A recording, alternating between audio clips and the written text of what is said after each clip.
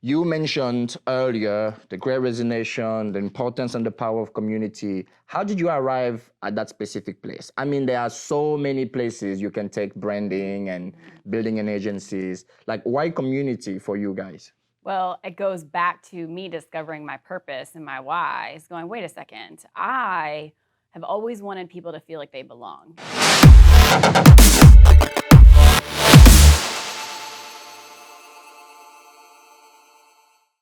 All right, Jenny. Yes. Thank you so much for joining the show. I've been really looking forward to this episode.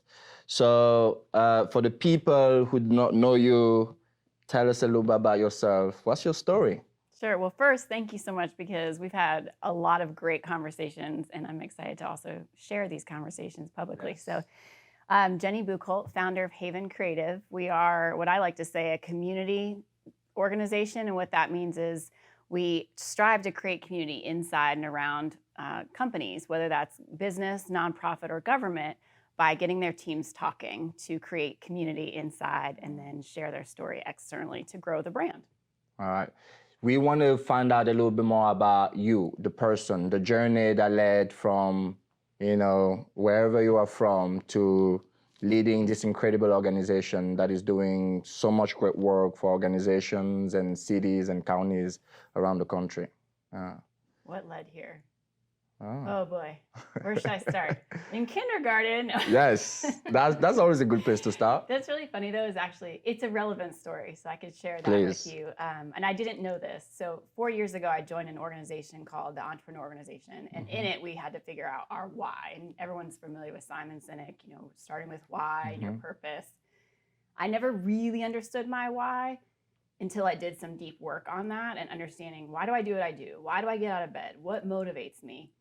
And I thought about this story from when I was in kindergarten, and there was this little boy, his name was Josh, I remember, very new to the school. He had just come in that day, and I remember they announced his name, and there were kids kind of laughing in the classroom, and it instantly hit me like, oh, that kid, poor guy, And then I saw him hanging up his backpack in the little cubby holes, and he looked like he was gonna cry. The thing about Josh is he had this wildly curly hair, similar to mine right now, big, thick bottle glasses, the corduroy pants, this is the 80s, striped shirt. He, maybe looks a little disheveled. And I saw him, and in that moment, I was like, I'm gonna make that kid my friend. And ever since that moment, every time in school, when a new person would come in, I was like, I wanna talk to them first.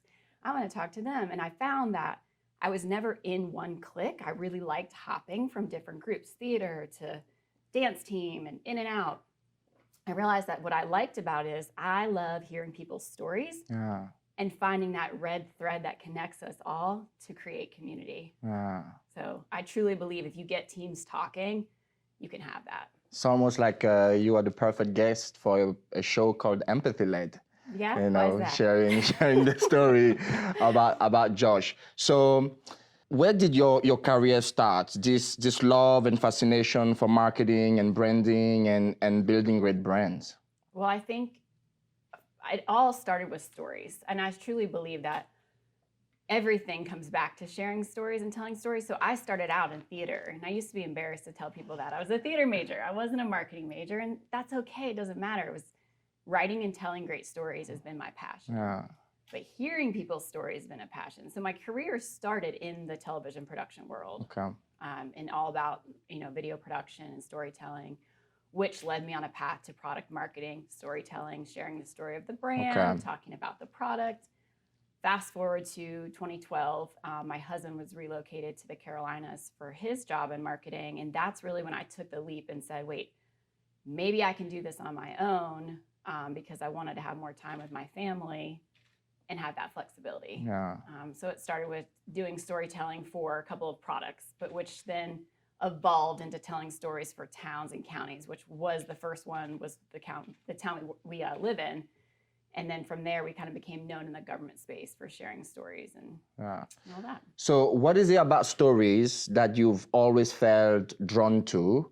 And in working with companies and counties and government agencies, why are stories so powerful?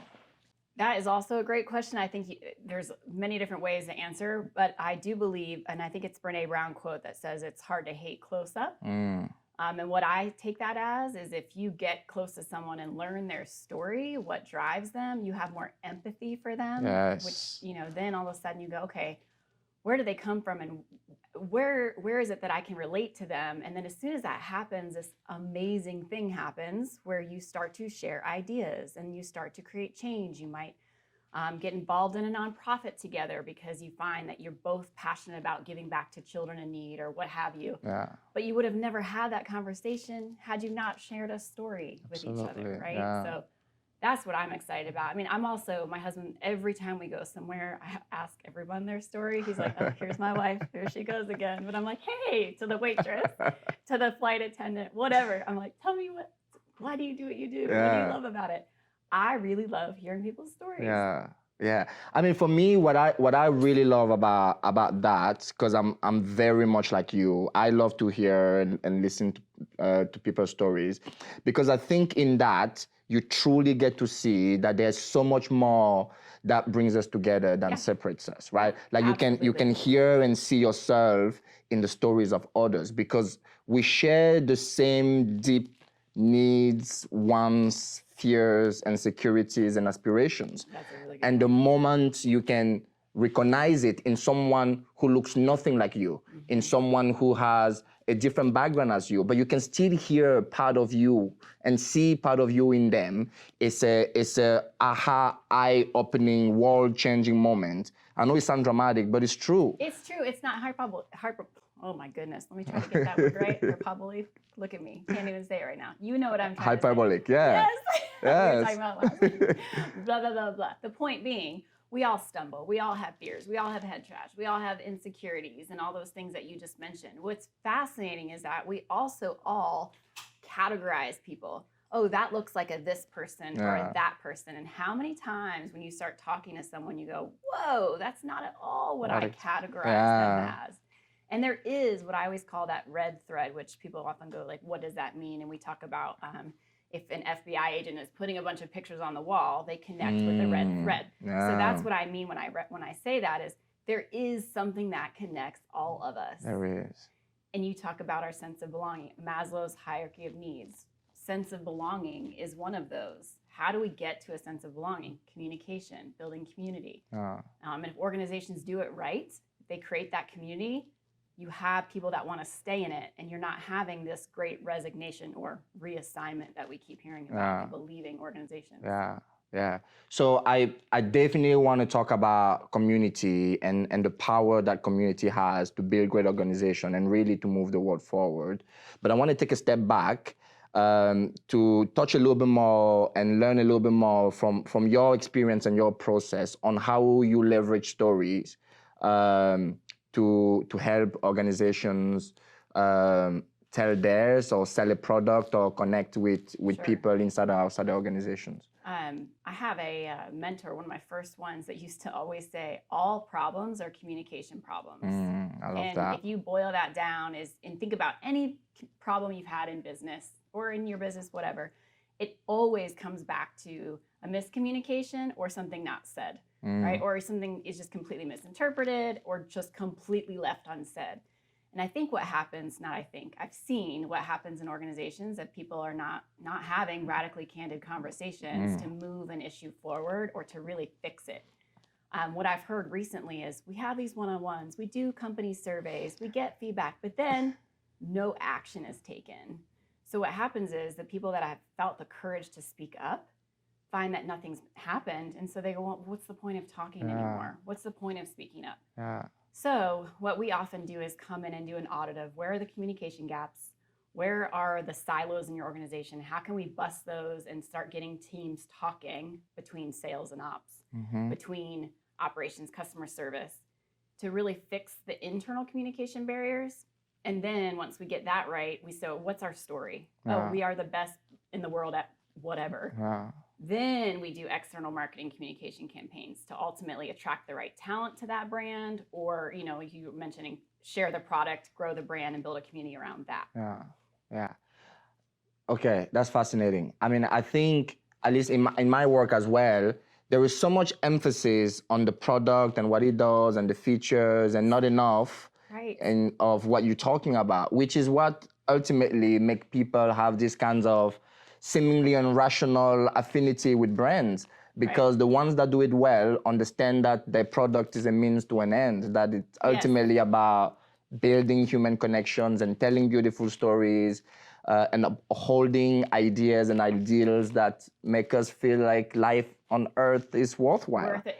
You totally hit on it. So this is the thing as marketers we've learned. Stop selling features and benefits. No one cares. I don't care if it has an on and off switch, whatever. I want to know the purpose behind the brand and how I can connect with it. And so sharing the story, building that empathy makes me want to buy into a brand more if it's addressing my need and my pain and all of that, not the features and benefits. That's important, but it shouldn't be led in your marketing efforts. So from your experience again then, why do you think we are so drawn and obsessed and fixated on the product and its features and its price and all of that? What is it about? I mean, I think that's how it's always been. Like, you think about the door-to-door salesman, they're selling whatever. It's always been, here's what I'm selling. It's all about the product. But over time, we've learned and we've talked about, people now need to understand what pain am I trying to solve for my customer? And then here's how I can help solve that pain. Here's where you can get it. So it's just flipping the conversation around and leading with what's more important to the end user. And why, yes, people look at Amazon. People are still going to go online, get whatever's cheap and fast and convenient. Maybe don't care about the story. We've all done it. We probably just search and click for what we want. We get it delivered, whatever. But for creating lasting connections with a brand, it usually comes from an organization like, let's just say Tom's. When they first came out with their shoes, because they gave back in the world, people were more inclined to connect with that brand and support that brand. And we're seeing more of that. I mean, even in the cheapest and the fastest and the more convenient, is still this understanding of the pain points that customers have throughout the customer's journey, and Amazon figuring out, if I can lower the cost of X product, or if I can save them some time here, or save them the pain of going to the store or looking, and on and on and on. I think even in that, even in this focus of convenience and price, if you do it well, if you lead with empathy, it's not as a means to like undercut the competition or as a means or as a tactic. It's really as a genuine attempt at solving customers' pain points, addressing customer needs, and some of them are price sensitive, some of them they're looking for convenience, some of them and on and on and on and on. So what I heard then in your answer is that in order for us to flip the script, perhaps we shouldn't start with our product, we should start with the people we seek to serve.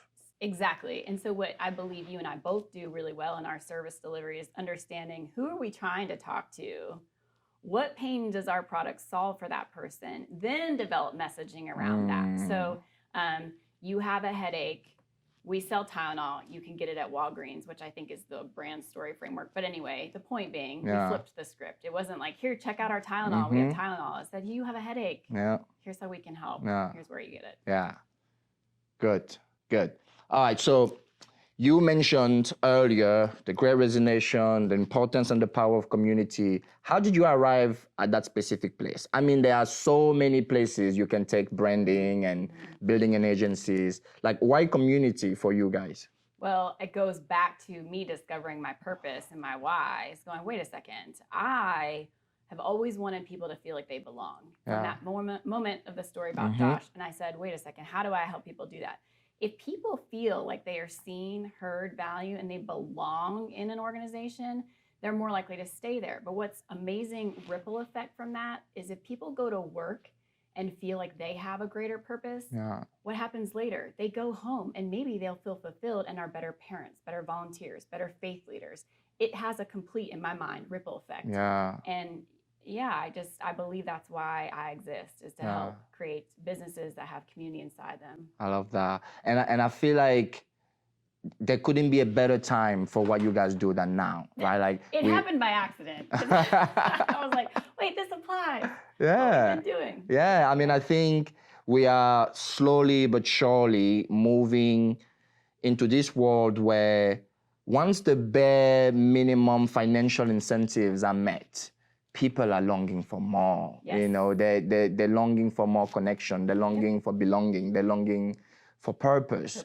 You know, I think for me, when I have this conversation with clients, I always say that in my mind, people need one of three things in order to be happy and fulfilled at work. They need to either be in love with their craft, with the work that they come to do every day.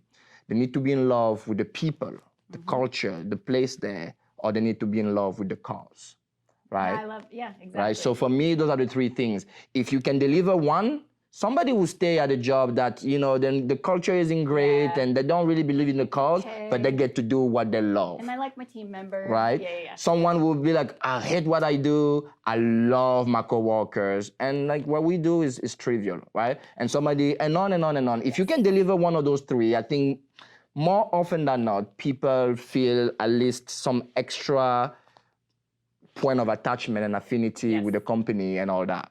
So I know there is a gap between having all these conversations about we need to build great culture, we need to build community, especially now that it's a hot topic. Everyone's talking about it. But there's a gap between saying it and doing it. Thank you. How do we bridge that gap? Yeah, I love that you said that. I also want to go back to what you said a second ago, because I think it's also okay for people to recognize that they might not be a fit for that culture. Every company has a community. And it's okay if you don't fit that specific type of community. And because on the leadership side, it's very difficult to go, oh, this team member isn't the right fit for the type of culture and community that we have. That's okay. To find it is what's important. So it's okay that you might jump ship and find a different one because you might fit better in that community. Anyway, that's just an aside. Yes. How do you bridge the gap? Take action.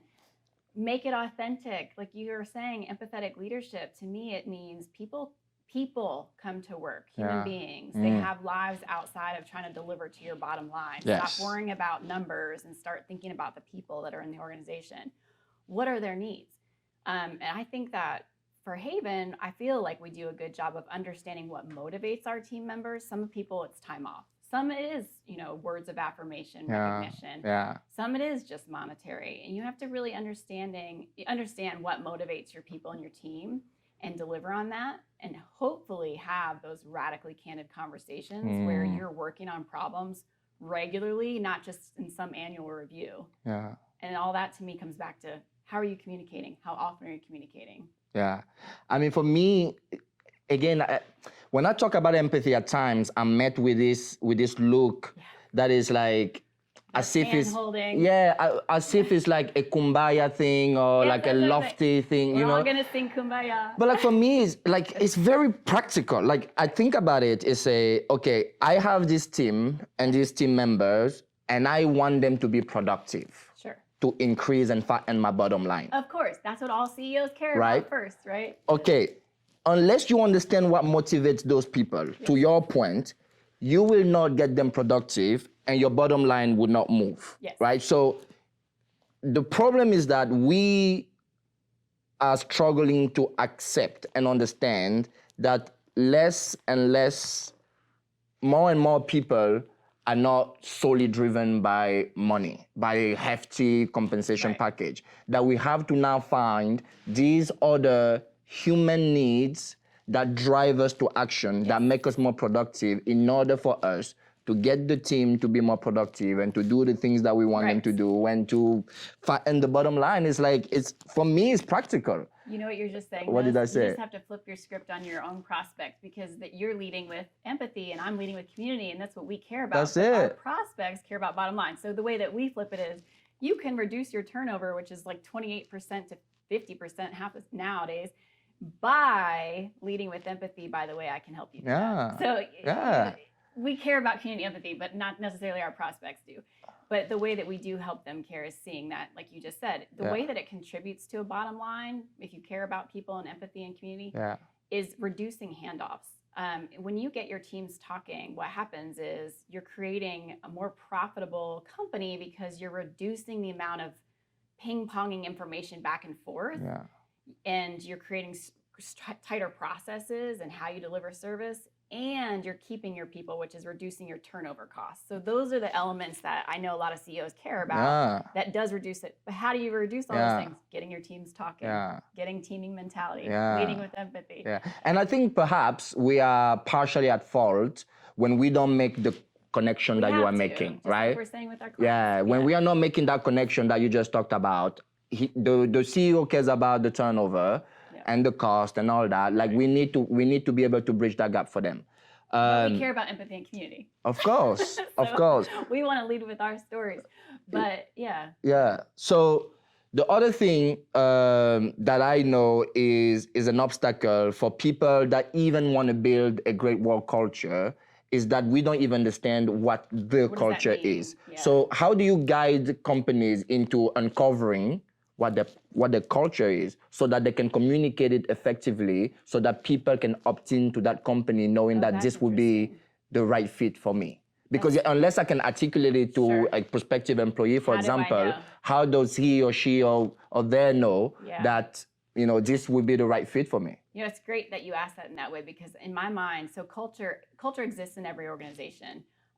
But what happens that I've seen, and I know that you've seen this too, core values, purpose, whatever, becomes statements on a wall. Of course. And they are not really lived and breathed. And if we can't tell a story around our core values, they're usually bullshit. They're not really living. They're not existing. And if they come from the top down, they're just kind of slapped onto the people. They're not real. They're not organically and part of that. And I believe that if a true company culture is great, you don't have to necessarily tell people what it is.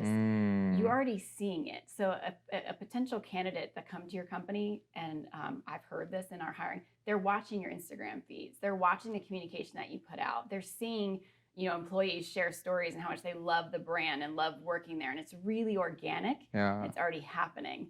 So it's not as much as going, we're going to say this, and this is how we say it. Now it's on the wall. It's real. It's more organic and grassroots than, but if you don't have that framework, I find it is helpful for you and I, how we go about our work is to go in and uncover, help get the teams talking. What makes your brand unique? Why is it special? Why should someone care? What can we do be better in the world at? What's our why as an organization? And helping them get the words to articulate that, so that then the team member is going out and saying, I love working at Haven because we're all about creating community. Giving them a script, essentially. Give them a little bit of script, but not making it so elevator pitched where it doesn't feel authentic. It's not, for me, what I meant by script is not like a text that you are given. It's just giving them the language, providing them the language that they know they can use in order for them to tell people about the place that they work and all that. I mean, I think that's what great brands do all the time.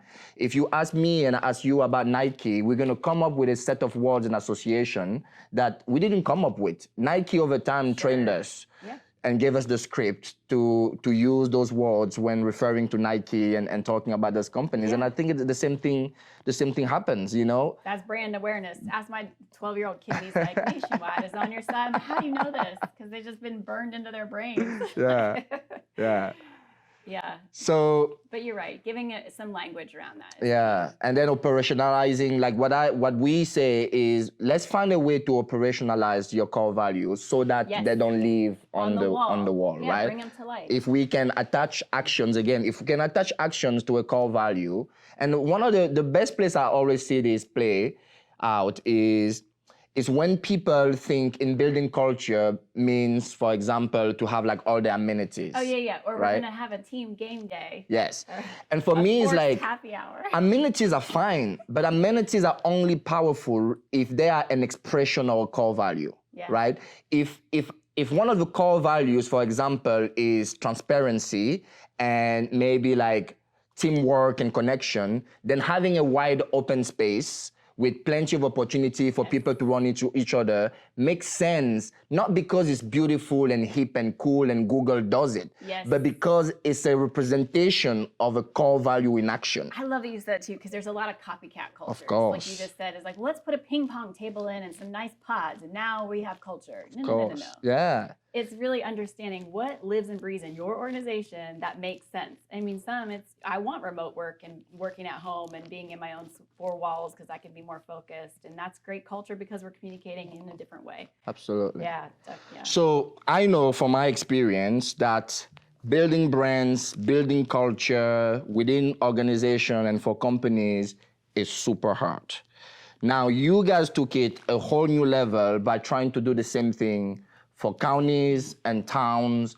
Like what walk me through what that process is, because I that's can't a even hot begin mess. to wrap my head around trying to deal with what I deal with companies and extrapolate it to like a community, like an actual community, an actual town, a county.